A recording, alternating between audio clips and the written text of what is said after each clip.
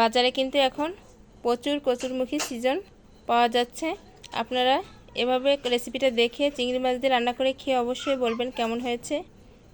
দেখুন শুধু। আসসালামু আলাইকুম, আফসানা ভিলেজ ফুডে আপনাদের সবাইকে স্বাগত জানাই। বন্ধুরা, আপনারা সবাই ভালো আছেন? আমরা সবাই ভালো আছি। আমার নতুন বন্ধু, পুরনো বন্ধু যারা যারা আমার ভিডিওটা দেখছেন তাদেরকে অসংখ্য অসংখ্য ধন্যবাদ।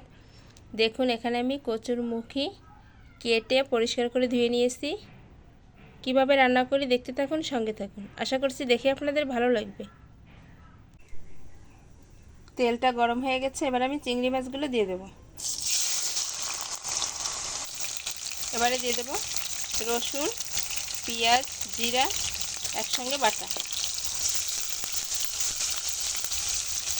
কাঁচা ঝাল, লবণ, পরিমাণ মতো হলুদ,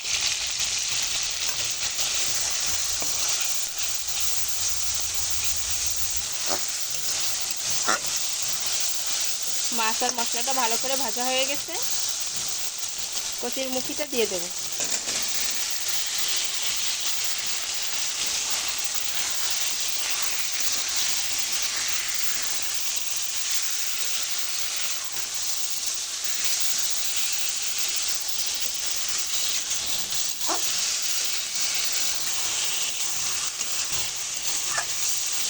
কচুরমুখীটা আমার ভালোভাবে কষানো হয়ে গেছে। এবারে পরিমাণ মতো পানিটা দিয়ে দেব।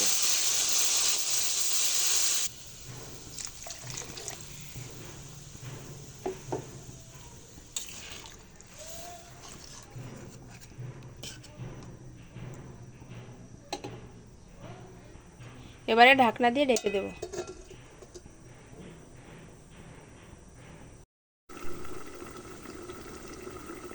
দশ থেকে 12 মিনিটের মতো হয়ে গেছে। এবার আমি ঢাকনাটা খুলে নেব।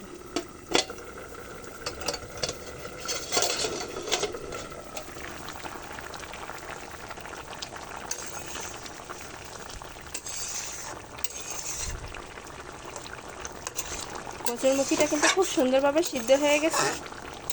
এবার আমি এটাকে নামিয়ে নেব। দেখুন বন্ধুরা, কচুরমুখী আর চিংড়ি মাছের রেসিপিটা কত সুন্দর হয়েছে। গরম গরম ভাতের সঙ্গে দারুণ লাগবে খেতে।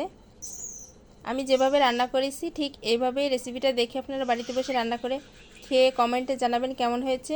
সবাই ভালো থাকবেন, সুস্থ থাকবেন, আমার পাশে থাকবেন।